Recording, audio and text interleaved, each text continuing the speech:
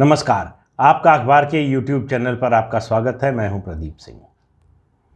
जम्मू कश्मीर, खासतौर से कश्मीर घाटी की बात, जब आतंकवाद की बात हो तो घाटी की बात करनी चाहिए। कश्मीर घाटी के लोग एक नई आज़ादी चाहते हैं। क्या है ये आज़ादी? क्यों चाहते हैं वो लोग ये नई आज़ादी? इसके मायने क्या हैं? ये भारत के लिए, जम्मू कश्मीर के सूबे के लिए, आसपास के इलाकों के लिए, सुरक्षा के माहौल के लिए इसका क्या असर होगा? क्या इस तरह का कोई प्रेसिडेंस है? पहले ऐसा कुछ हो चुका है क्या? इन सब बातों पर चर्चा करेंगे, लेकिन उससे पहले ये जान लें कि इस समय माहौल क्या है जम्मू कश्मीर में। खासतौर से घाटी की बात कर रहा हूँ। अनुच्छेद 370 के निष्प्रभावी होने और 35A के ख़त्म होने के बाद पहली बार जम्मू कश्मीर के लोगों को समझ में आया कि ये 370 और 35A जो था वो उनका विशेषाधिकार नहीं था। ये कुछ नेताओं, वो भी कुछ दो परिवारों के नेताओं का विशेषाधिकार था, जो उनकी ज़मींदारी चला रहा था। वो अपनी इस सूबे को अपनी जो है ज़मींदारी समझते थे, निजी जायदाद समझते थे, इस हिसाब से चला रहे थे। और वो बिल्कुल निश्चिंत थे कि कोई कुछ नहीं कर सकता। केंद्र में कोई भी सरकार आए, किसी भी पार्टी की सरकार आए, उनकी हैसियत वही बनी रहेगी। जो भी आएगा उनको पलक पावड़े बिछाकर उनका स्वागत करेगा। उनके बिना काम ही नहीं चलेगा। जम्मू कश्मीर में अगर केंद्र सरकार को कुछ भी करना है तो अब्दुल्ला परिवार और मुफ्ती परिवार के बिना भला कैसे हो सकता है? और मुगालता उन्हीं को नहीं था, मुगालता था अलगाववादियों को। एक जिलानी साहब थे, अब मरहूम हो गए। उनका ख्वाब था, उनकी कल्पना थी, उनकी इच्छा थी, उनका सपना था कि कश्मीर में निज़ाम मुस्तफ़ा हो, यानी शरिया का शासन हो। वो कह रहे थे हमको आज़ादी नहीं चाहिए, हमको शरिया का शासन चाहिए। यहाँ पर ये अलगाववादी तत्व भारत से ज़्यादा पाकिस्तान पर भरोसा करते थे, और आज भी ऐसे तत्व हैं, मेन स्ट्रीम में है। महबूबा मुफ्ती को देख लीजिए, जब भी कोई घटना होती है तुरंत उनका बयान आता है कि केंद्र सरकार को पाकिस्तान से बात करनी चाहिए। अरे भाई, क्यों पाकिस्तान से बात करनी चाहिए? भारत के एक सूबे में कुछ हो रहा है, कल को राजस्थान में कुछ होगा तो क्या भारत सरकार पाकिस्तान से बात करेगी? केवल बॉर्डर लगता है पाकिस्तान से इसलिए बात करेगी? या आपको लगता है कि ये जम्मू कश्मीर जो पाकिस्तान का दावा है कि भारत ने कब्जा कर रखा है, आप उससे सहमत हैं? इसका मतलब और उसका कारण क्या हो सकता है? लेकिन उसका एक और कारण है। उसका कारण ये है कि अब तक की केंद्र सरकारें ये बात सुनती थीं। जैसे ही घाटी से ये मांग उठती थी, इन पार्टियों की, नेताओं की, सरकार की कोशिश शुरू हो जाती थी कि पाकिस्तान से बात हो। तो उनकी जो मांग है, उनकी जो सोच है, वो निराधार नहीं है। लेकिन समस्या ये है कि वो अभी तक स्वीकार करने को तैयार नहीं है कि वो दिन चले गए। अब वो दिन लौटकर नहीं आने वाले। अगर उनके लिए वो अच्छे दिन थे तो वो अच्छे दिन नहीं लौट कर आने वाले। तो एक बड़ा परिवर्तन आया है। इन लोगों ने डरा कर रखा जम्मू कश्मीर के लोगों को कि 370-35 से हटा और तुम्हारी ज़िंदगी जहन्नुम बन जाएगी। डरे हुए थे लोग, इसलिए हर बार जब भी इसको हटाने की चर्चा भी हो तब विरोध शुरू हो जाता था। लेकिन लोगों ने देखा कि 2-2.5 साल हो गए इन दोनों 370 और 35A को हटे हुए। उनकी ज़िंदगी जहन्नुम बनने की बजाय जन्नत बनने की ओर बढ़ रही है। विकास की योजनाएं आ रही हैं, सड़कें बन रही हैं, स्कूल बन रहे हैं, अस्पताल बन रहे हैं, लोगों को रोज़गार मिल रहा है, पर्यटक आ रहे हैं, सुरक्षा का माहौल बेहतर हो रहा है। इसके बावजूद सच्चाई कुछ लोग स्वीकार करने को तैयार नहीं। लेकिन जम्मू कश्मीर के लोगों ने इस सच्चाई को स्वीकार कर लिया है। वो जो डर था अनिश्चितता का, वो जो डर था अनजानेपन का कि अगर ये हटेगा तो क्या होगा, इसकी उनको खुद कल्पना नहीं थी। उनको जो बताया जाता था, दिखाया जाता था, वही मानते थे। आज उनको समझ में आ रहा है कि हमको 70 साल से बरगलाया जा रहा था, हमारा जीवन पहले से बेहतर हो रहा है।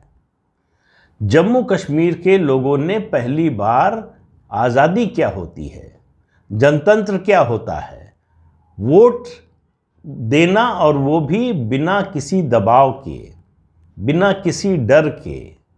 निष्पक्ष चुनाव क्या होते हैं, ये जम्मू कश्मीर के लोगों ने देखा है। पंचायत चुनाव, स्थानीय निकाय चुनाव, डिस्ट्रिक्ट डेवलपमेंट काउंसिल के चुनाव, इन सब में देखा। और अपने मताधिकार का प्रयोग करते हुए उनको ये डर नहीं था कि पीछे से गोली आ सकती है। उनको ये डर नहीं था कि आतंकवादियों ने बाइकआउट की कॉल दी है या अलगाववादियों ने बाइकआउट कॉल दी है, और अगर हमने ऐसा कुछ किया तो हमारा परिवार संकट में पड़ सकता है, हमारी जान खतरे में पड़ सकती है। ये माहौल में बहुत बड़ा बदलाव आया है। तो जम्मू कश्मीर के लोगों को समझ में आ रहा है, ये समझ में आ रहा है पाकिस्तान में बैठे जो आतंकवादियों के आका हैं, उनको भी समझ में आ रहा है कि ये बहुत बड़ा बदलाव हो गया। इसलिए उनकी बेचैनी जो जम्मू कश्मीर, खासतौर से कश्मीर घाटी में है नेता, ये उनसे ज़्यादा है, क्योंकि उनको लग रहा है कि उनका तो सारा धंधा ही बंद हो जाएगा।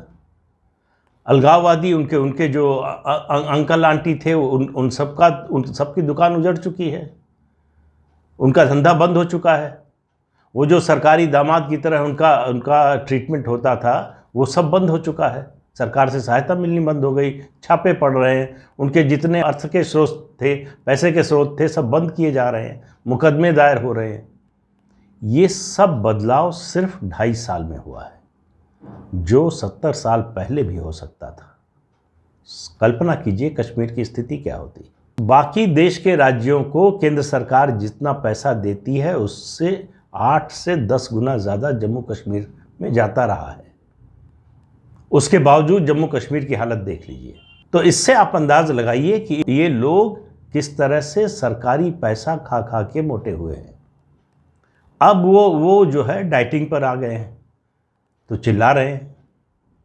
तो उनके चिल्लाने की किसी को फिर जो है फिक्र नहीं है, घाटी के लोगों को भी नहीं, जम्मू के लोगों को और लद्दाख के लोगों को तो पहले भी नहीं थी।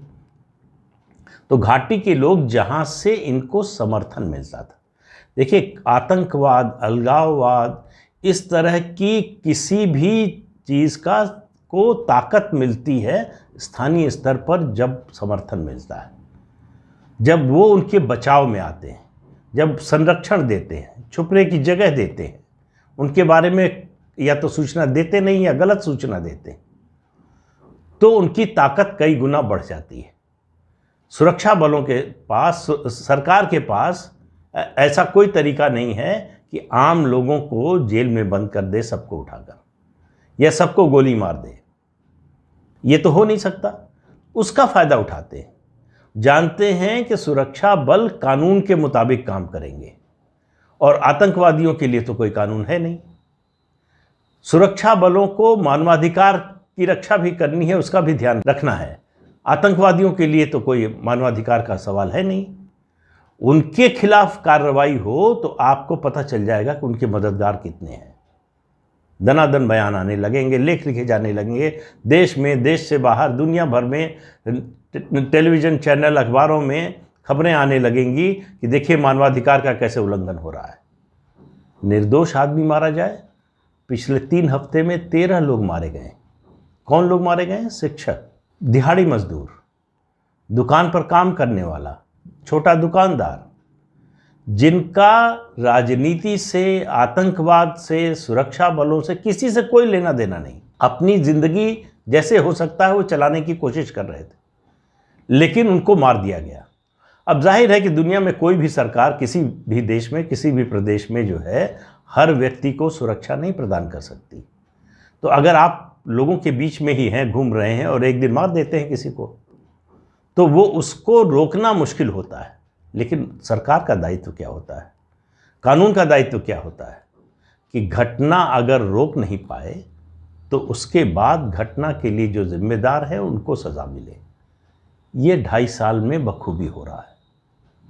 आप देखिए कि जितनी इस तरह की घटनाएं करने वाले हैं वो सब एक के बाद एक मारे जा रहे हैं। ये लोगों में विश्वास पैदा करता है कि सरकार और सुरक्षा बल हमको सुरक्षा देने के लिए, हमारी जान बचाने के लिए। तो जब एक बार ये भावना आ जाती है तो बदलाव क्या आता है, जो आता हुआ दिख रहा है सबसे बड़ा बदलाव। मैं कह रहा हूँ कहीं भी दुनिया में कहीं भी आतंकवाद चल रहा हो उसका सबसे बड़ा बदलाव का संकेत होता है कि स्थानीय लोगों की सिंपैथी, सहानुभूति आतंकवादियों से हटकर सुरक्षा बलों की तरफ, आम लोगों की तरफ चली जाए। आप याद कीजिए, कहीं दुनिया में दूसरी जगह जाने की ज़रूरत नहीं है, दूसरा उदाहरण देखने पढ़ने की ज़रूरत नहीं है। सिर्फ याद कीजिए पंजाब में आतंकवाद का दौर, जब खालिस्तानियों की तूती बोलती थी, पुलिस भाग जाती थी। आज अदालत में बैठे जज लोग बहुत बड़ी बड़ी बातें करते हैं, उस समय किसी जज की हिम्मत नहीं थी, किसी न्यायाधीश की, कि इन खालिस्तानियों के खिलाफ कोई जजमेंट दे सके। बातें करना बहुत आसान है। उस माहौल में दो लोगों ने काम किया, मैंने शायद पहले भी आपको बताया होगा, लेकिन यहाँ जिक्र करना ज़रूरी है। एक, आज जो हमारे नेशनल सिक्योरिटी एडवाइज़र है अजीत डोभाल, उस समय पंजाब में आईबी के अधिकारी थे, पंजाब के इंचार्ज थे। उन्होंने शुरू किया एक्शनेबल इंटेलिजेंस कलेक्ट करना। दो तरह की इंटेलिजेंस होती है, आप सबको मालूम है कि घटना होने के बाद अक्सर आईबी के सूत्र कहते हैं, ये बताते हैं कि हमने तो पहले सूचना दे दी थी घटना होने वाली है। स्थानीय पुलिस और दूसरे सुरक्षा बल जो है वो कहते हैं कि भाई इसे इंटेलिजेंस का तो कोई मतलब नहीं है, जब तक स्पेसिफिक ना हो, दुर्घटना हो, मतलब कोई बम ब्लास्ट होने वाला है, इन तीन में से किसी एक शहर में हो सकता है, इसके आधार पर कौन क्या कर सकता है। लेकिन जब स्पेसिफिक इंटेलिजेंस मिलता है, इस संगठन के लोग, इस तरह के तरीके से काम करने वाले लोग इस जगह पर, और जो इलेक्ट्रॉनिक एविडेंस है उसके साथ ये बातचीत सुनी है, ये घटना इस तारीख को इतने समय होने की आशंका है, तब एक्शन ज़्यादा होता है। और दूसरे थे केपीएस गिल, जो पंजाब के डीजीपी थे। उन्होंने हिट लिस्ट बनाई आतंकवादियों की, A category, B category, C category. A category में जो है उसको मार देना है, पकड़ा जाए तो भी मार देना है, उसको गिरफ्तार करना ही नहीं है। ऐसी भगदड़ मची आतंकवादियों में कि ए कैटेगरी में नाम ना आने पाए, तो सरेंडर भी शुरू हुआ, एनकाउंटर भी चलता रहा। और एक नया काम शुरू किया आतंकवादियों ने कि पुलिस वालों के परिवार या दूसरे लोगों के परिवार के लोगों को बंधक बना लेना, किडनैप कर लेना। केपीएस गिल ने वही जो है फार्मूला आजमाया। पता चल गया कि किस आतंकवादी गुट ने किया है, उस गुट के लोगों के परिवार वालों को उठा लिया पुलिस ने, तुरंत वो लोग वापस आ गए। तो देखिए, कुछ लोग होते हैं जो एक ही भाषा समझते हैं, और वो जो भाषा समझें उनसे उन्हीं भाषा में बात होनी चाहिए। उनसे जो है और किसी भाषा में आप बात करेंगे तो हमेशा फेल होंगे, हमेशा नाकाम होंगे। तो केपीएस गिल को, मेरा तो मानना है कि केपीएस गिल जैसे व्यक्ति को भारत रत्न मिलना चाहिए था। उन्होंने पंजाब से मिलिटेंसी खत्म करने में, आतंकवाद खत्म करने में जितनी बड़ी भूमिका निभाई है, अपनी जान जोखिम में डालकर। पंजाब शायद अलग हो गया होता अगर केपीएस गिल जैसा अधिकारी न होता, और उनके साथ उनकी टीम जिसने काम किया, उनमें से किसी को कोई सम्मान नहीं मिला। मुकदमे की धमकी, दूसरे तरह के एक्शन की धमकी, ये सब ज़रूर मिला। लेकिन मैं बात कर रहा था जम्मू कश्मीर की। तो जम्मू कश्मीर के लोग, मैंने शुरू में जो बात कही कि नई आज़ादी चाहते हैं, तो कैसी आज़ादी चाहते हैं? जम्मू कश्मीर के लोग अब आतंकवाद से आज़ादी चाहते हैं। आज ही की बात है, छोटा समूह था, लोग सड़कों पर निकले और कहा कि अगर आतंकवादी नज़र आए, ऐसे लोग नज़र आए, तो उनकी लिंचिंग करेंगे, पीट पीट कर मार देंगे। देखिए, वो करेंगे नहीं करेंगे अलग बात है, लेकिन ये हिम्मत करना, आप याद कीजिए, ये वही कश्मीर घाटी है जहां लाल चौक पर तिरंगा फहराने के लिए आपको सेना की सुरक्षा की ज़रूरत पड़ती थी। आज लाल चौक से लेकर पूरी घाटी में तिरंगा फहरा रहा है, कोई माई का लाल नहीं है कि हाथ लगा दे। ये फ़र्क आता है जब डिसाइसिव लीडरशिप होती है, जब निर्भीक लीडरशिप होती है, जब सिर्फ राष्ट्र के बारे में सोचने वाली लीडरशिप होती है, तब ये फ़र्क आता है। और ये लोग निकले हैं। पंजाब में मिलिटेंसी के खात्मे की शुरुआत इसी माहौल के साथ हुई।